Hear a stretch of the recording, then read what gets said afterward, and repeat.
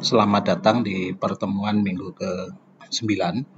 Pada minggu ini kita akan mempelajari analisis perilaku biaya. Ada 7 tujuan pembelajaran yang ingin kita capai. Yang pertama, bagaimana mahasiswa bisa mengklasifikasikan suatu pengeluaran sebagai tetap, variabel, atau semi variabel. Yang kedua, memberikan alasan mengapa kita perlu memisahkan biaya-biaya tetap dan biaya-biaya variabel. Lalu menghitung komponen biaya tetap dan biaya variabel berdasarkan 3 metode yang diajarkan. Lalu mendefinisikan, menghitung, dan menjelaskan penggunaan koefisien of determination. Ya, kemudian yang kelima, mendefinisikan, menghitung, dan menjelaskan standar error of estimate. Lalu yang terakhir, menghitung estimasi biaya dengan menggunakan persamaan yang dikembangkan melalui metode least square dan menghitung interval confidence pada estimasi tersebut. Klasifikasi biaya berdasarkan perilakunya dapat dikelompokkan ke dalam 3 biaya, yaitu biaya tetap, biaya variabel, dan biaya semi variabel. Biaya tetap didefinisikan sebagai biaya yang tidak berubah secara total ketika aktivitas bisnis naik atau turun. Jadi biaya ini tetap, ya. Walaupun demikian sebenarnya semua biaya itu akan variabel dalam jangka panjang, tetapi dalam jangka pendek dan pada range waktu tertentu, range aktivitas tertentu, biaya ini bersifat tetap. Ketika bisnisnya tidak ada sampai pada angka tertentu, aktivitas naik, bisnis tadi tetap mengeluarkan biaya tersebut. Jadi ini yang kita sebut biaya tetap. Contohnya apa? Biaya tetap misalnya biaya untuk supervisor, penyusutan, sewa, asuransi, pajak bumi dan bangunan. Nah, kalau naik melebihi kapasitas sekarang, ada kemungkinan biaya tetap tadi bertambah. Berarti dia pada relevan range yang berbeda. Jadi biaya tetap itu akan tetap pada ukuran aktivitas tertentu, kemudian naik, lalu tetap lagi pada range aktivitas tertentu, lalu naik, tetap lagi. Nah, range aktivitas di mana biaya tadi tidak berubah, walaupun aktivitasnya berubah, kita sebut relevan range, seperti contoh pada gambar ini. Biaya tetap itu biasanya sebagian merupakan kebijakan manajemen. Jadi biaya tetap yang timbul karena kebijakan manajemen ini kita sebut discretionary fixed cost atau program fixed cost. Nah, kalau itu sifatnya jangka panjang, karena sekali kita komit dia akan terus terjadi, itu kita sebut committed fixed cost. Contohnya di sini adalah bunga pada utang jangka panjang ataupun pada lease rental.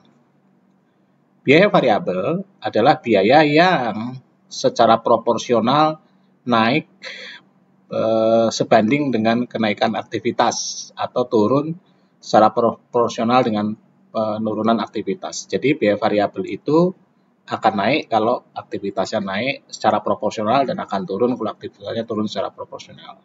Contohnya adalah biaya bahan langsung, upah langsung, beberapa supplies, beberapa indirect labor, normal spoilage, dan sebagainya. Jadi itu semua biaya yang sifatnya variabel. Semakin besar produksi, maka semakin besar biayanya. Nah, biaya variabel ini diasumsikan linier. Pada umumnya kebanyakan linier. Tetapi sebenarnya pada kenyataan tidak mungkin selinier mungkin. Tetapi untuk memudahkan analisis, maka kita menganggap biaya variabel itu adalah linier. Jadi biaya variabel kemungkinan akan berbentuk seperti ini, tidak begitu linier, tetapi untuk memudahkan analisis kita anggap linier. Nah, ini yang sangat mendekati angka linier ini yang kita sebut relevant range. Jadi setiap biaya variabel juga hanya berlaku variabilitasnya pada relevan range tertentu. Kalau sih bisa kita lihat ini satu relevan range sendiri, kemudian ke angka ini satu relevan range sendiri, dan seterusnya. Jadi biaya variabel pun tergantung pada relevant range of activity. Nah, kalau biaya semi variabel itu berarti ada komponen fix dan variabelnya.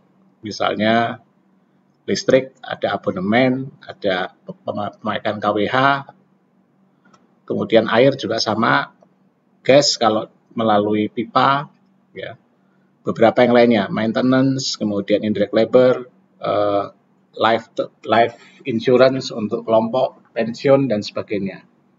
Nah, dua alasan mengapa ada karakteristik semi variabel. Pertama, ada pembayaran minimum yang harus diberikan, sehingga itu merupakan komponen fix.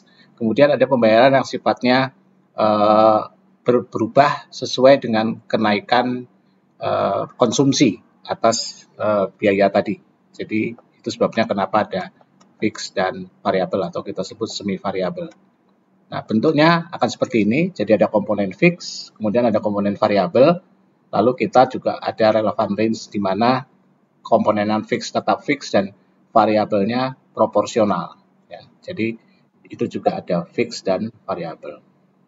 Nah, untuk membantu melakukan perencanaan, analisis, pengendalian, pengukuran, dan evaluasi biaya pada berbagai tingkat aktivitas, maka biaya tetap dan variabel harus dipisahkan. Ya. Nah, beberapa fix pada relevan range tertentu, beberapa variabel pada range relevan yang lainnya, beberapa ada komponen fix dan variabel. Nah, di bab ini kita akan mempelajari bagaimana caranya memisahkan biaya-biaya fix dan variabel tadi untuk beberapa tujuan berikut.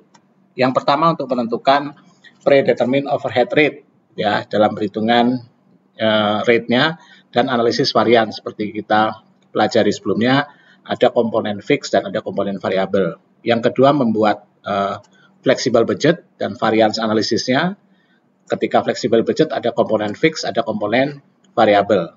Lalu kita akan menggunakan untuk materi berikutnya bagaimana mempersiapkan pelaporan berdasarkan direct costing dan contribution margin analysis. Pada bagian berikutnya digunakan untuk menghitung analisis break even dan cost volume profit analysis. Lalu kita juga bisa menggunakan untuk diferensial dan comparative cost analysis. Lalu kita bisa juga melakukan analisis untuk short term sama short term profit maximization dan cost minimization. Ini juga nanti bisa digunakan untuk capital budget analysis dan juga untuk marketing profitability analysis. Ya. Jadi ini pemisahan fix dan variabel ini banyak digunakan di dalam analisis akuntansi biaya. Dalam praktek, untuk memisahkan fix dan variabel itu lebih banyak menggunakan judgment. Ya. Jadi biasanya klasifikasi didasarkan pada pengalaman manajemen. Nah, tentu saja pendekatan ini cepat, tetapi pada akhirnya tidak bisa secara baik memisahkan fix dan variabel. Karena beberapa biaya tidak begitu kelihatan kalau hanya pengamatan semata. Jadi kita perlu pakai alat analisis yang lebih baik dalam menentukan berapa komponen fix dan berapa variabel. Pada dasarnya ada 3 metode. Metode pertama adalah high-low point method, kemudian metode kedua adalah dengan menggunakan scatter graph method, dan metode ketiga metode statistik yang disebut metode least square. Ya. Nah, ketiga metode ini dipakai dari yang paling mudah sampai yang paling sulit. Nah, walaupun kita menggunakan alat-alat analisis ini dan lebih reliable daripada dengan judgment tadi, analis perlu memahami bahwa hasil itu didasarkan pada data historis atau data masa lalu. Ya. Kalau dari data tadi ada hal-hal yang abnormal atau tidak biasa, ya, maka apa yang kita dapatkan merefleksikan abnormalitas tersebut. Mestinya abnormalitas ini kita keluarkan dari sampel supaya kita bisa melihat hal yang real yang memang biasa terjadi. Misalnya, ternyata di dalam proses kita mengidentifikasi biaya, ada dalam periode di mana pegawai baru belajar, ada pemogokan atau pekerjaan yang diperlambat, ada kegagalan peralatan yang sementara atau pembelian batch material yang substandar yang dapat mendistorsi hubungan antara aktivitas dan biayanya. Nah, selain itu, kalau kita menggunakan data historis, maka kita juga harus memastikan apakah data historis dapat kita gunakan untuk periode ke depan, ya, karena kan kita meramalkan ke depan. Bisa jadi ada perubahan teknologi yang membuat perilaku biaya bisa berbeda, ya. Ada mesin baru nanti yang mungkin juga tidak sama. Kita menggunakan data mesin lama, ternyata kita sudah menggunakan mesin baru. Ada perubahan desain produk, ya, teknologi dan sebagainya. Ini semua harus kita pastikan bahwa itu sudah diperhitungkan dalam kita melakukan analisis untuk menentukan berapa biaya tetap dan biaya variabel. Jika data historis tadi melibatkan pengamatan selama beberapa tahun, maka analis juga harus mempertimbangkan efek inflasi. Karena kita pakai angka dolar, angka rupiah, maka ada kemungkinan angka tadi juga menunjukkan inflasi. Kalau inflasinya terlalu besar, maka estimasi fix dan variabelnya juga tidak andal. Cara yang terbaik adalah kita coba konversikan ke angka yang sudah disesuaikan dengan inflasi. Apakah itu dengan menggunakan angka yang sifatnya stabil, ya, didasarkan pada nilai rupiah atau dolar basis awal, atau disesuaikan ke angka terbaru. Nah, ini secara keseluruhan bagaimana kita menggunakan data historis untuk menentukan berapa biaya tetap dan biaya variabel. Kita akan menggunakan data dari Parker dan Company, ya. Ini sebagai contoh ilustrasi saja untuk menggunakan 3 metode tadi.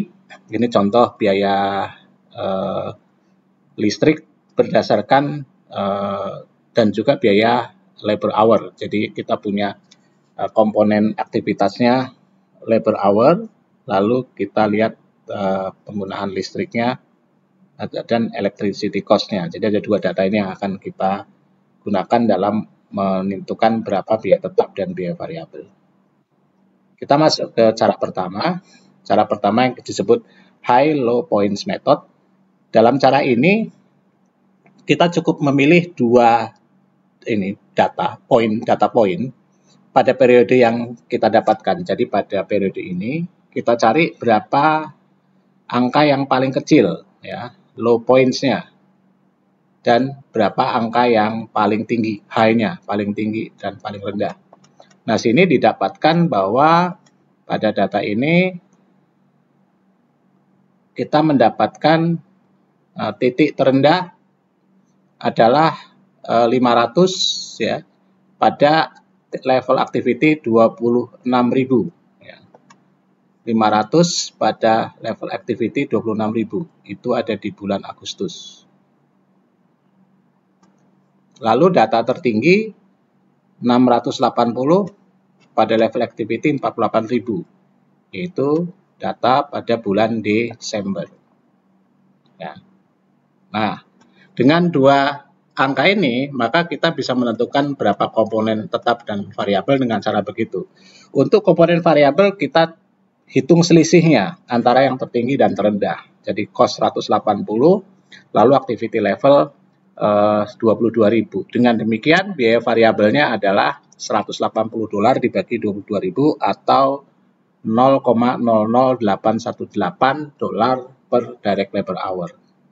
Apabila kita sudah mendapatkan komponen variabel, maka kita bisa menggunakan untuk menghitung komponen tetap. Kita bisa menggunakan salah satu saja, high atau low, ya. Yang high total cost-nya 680, kemudian variabel cost-nya dihitung dari 48.000 kali tarif ini, diperoleh minus 393, sehingga fixed cost-nya 287.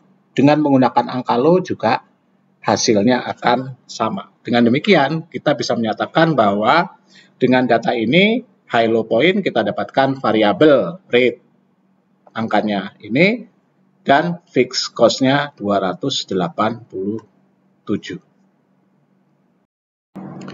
Untuk dapat menguasai teknik perhitungan menggunakan high low point, sekarang kalian dapat berhenti untuk nonton video, kerjakan exercise 1 chapter 3 buku Carter.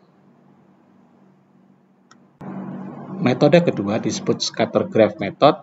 mencoba menganalisis perilaku biaya dengan melihat grafik. Ya. Jadi di sini semua titik-titik pada data di atas ini nanti akan disajikan dalam bentuk grafis ya. Sumbu X itu direct labor hours, sumbu Y electricity cost. Nah, dengan cara ini nanti kita menentukan biaya tetap dan biaya variabel dengan cara menarik garis lurus yang merepresentasikan semua titik-titik tadi. Ya. Ini akan kita lihat pada gambar berikut. Berikut ini bagaimana titik-titik tadi dimasukkan di scatter graph. Ya. Ini titik-titik berdasarkan data. Lalu kita mencoba menarik garis mana yang merepresentasikan titik-titik ini, sehingga berada di tengah-tengah semua titik ini. Nah, ketika kita tarik garis ini, kemudian kita cari yang berpotongan dengan sumbu Y, kita ketemu angka 440. Nah, untuk mencari ini komponen fixnya 440 berdasarkan grafik ini. Lalu untuk mencari komponen variabelnya, maka kita dapat menggunakan rumus ini, biaya rata-rata bulanan, ya, dikurangi dengan biaya tetap bulanan, diperoleh biaya variabel bulanan, ya, biaya tetap bulanan, lalu biaya tetap bulanan dibagi dengan rata-rata direct labor hours bulanan diperoleh 0,0037. Jadi di sini biaya tetapnya $440, biaya variabelnya 0,0037. Tentu saja pendekatan ini angkanya berbeda dengan pendekatan apabila kita menggunakan high and low point, karena memang tidak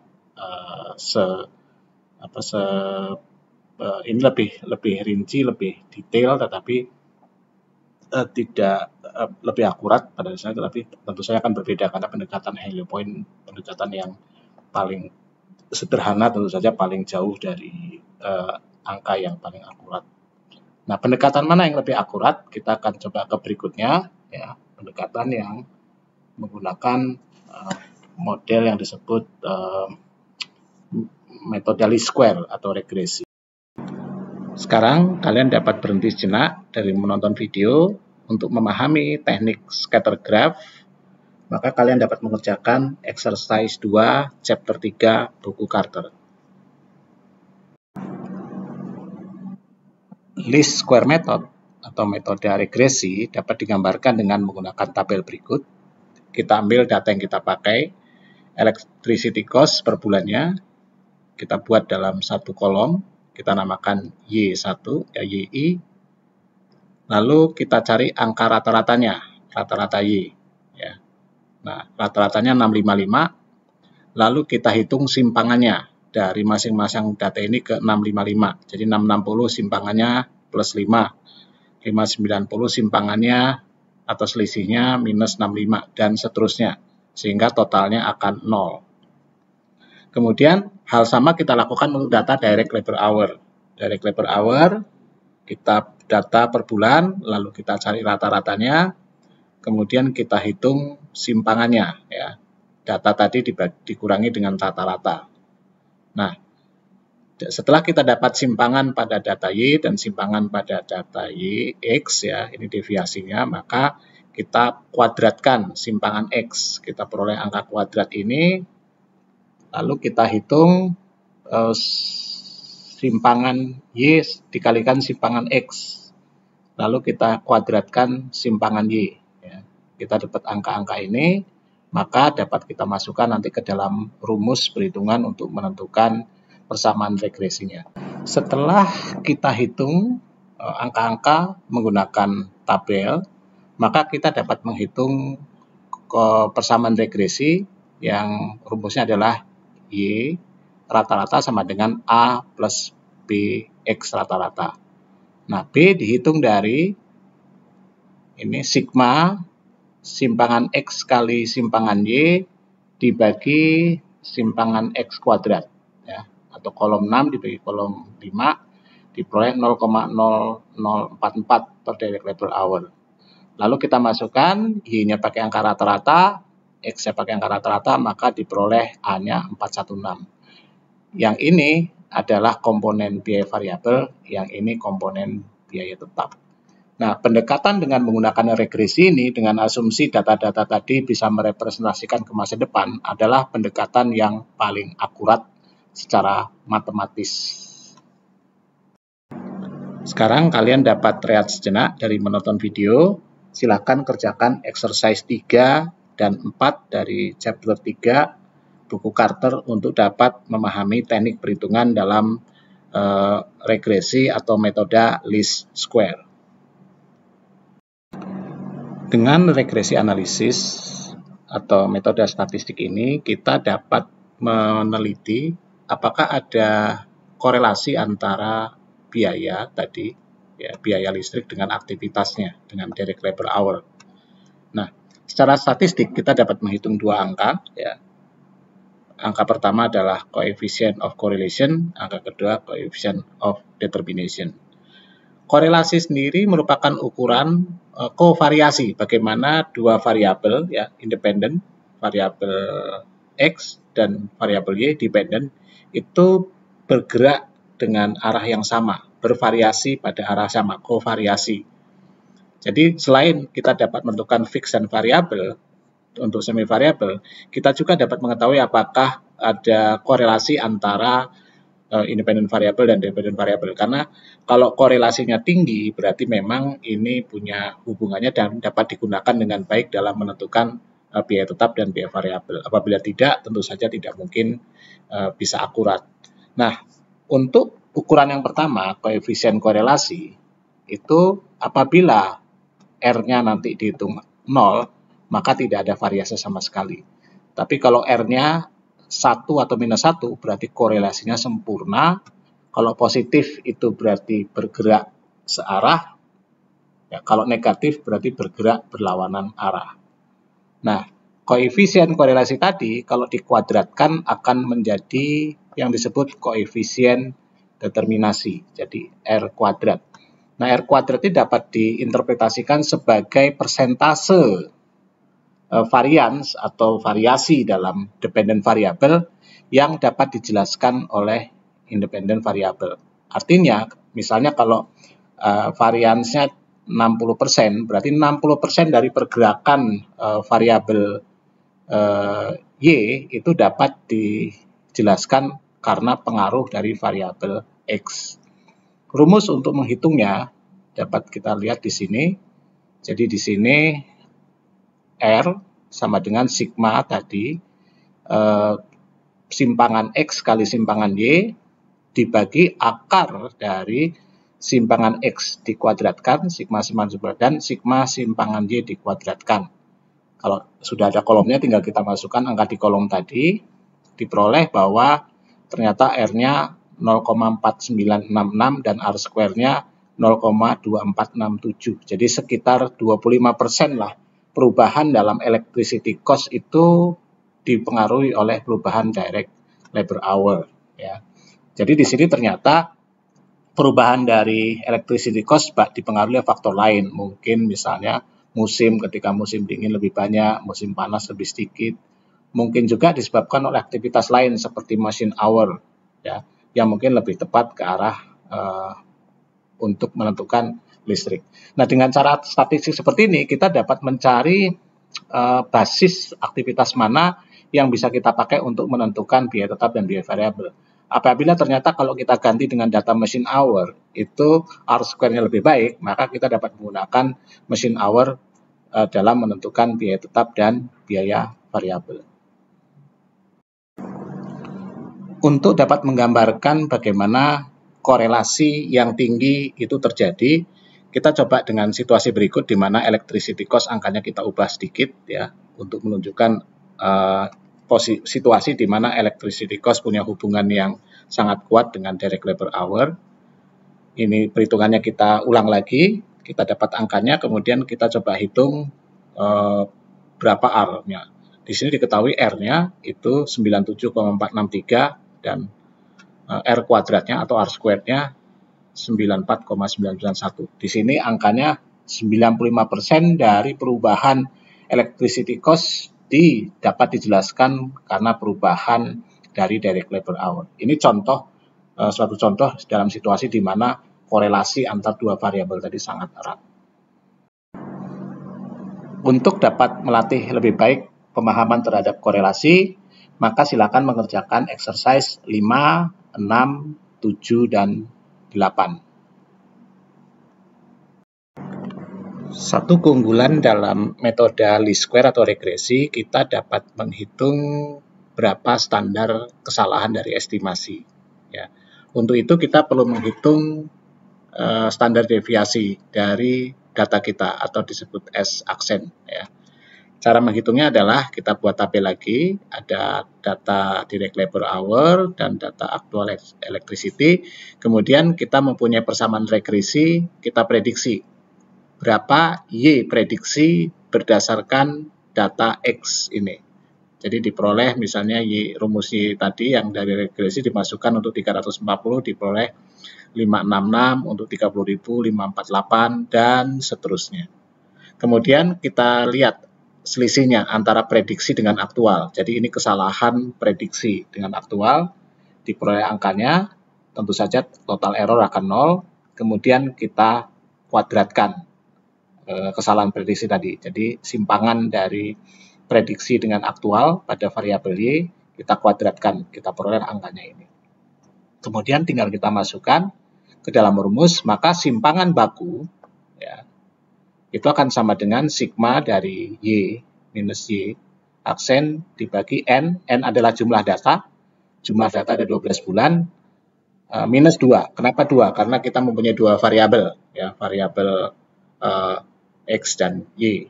Nah, kemudian ini kita hitung angkanya, diperoleh standar deviasi dari sampel kita adalah 55,37. Nah, di sini ilmu statistik berlaku. Saya tidak tahu apakah kalian sudah dapat statistik.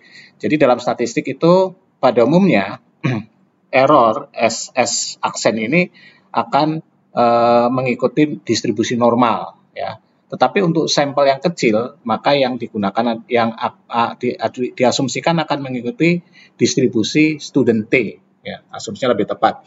Nah, dengan cara itu, maka kalau kita tahu standar errornya 55,34, maka kita bisa memprediksi pada range berapa. Jadi statistik tidak hanya menyediakan angka tunggal, tapi angka prediksi yang kita bisa menyatakan misalnya untuk ukuran misalnya kita ambil contoh pada bulan Desember diperkirakan 48.000. Kira-kira electricity cost-nya berapa?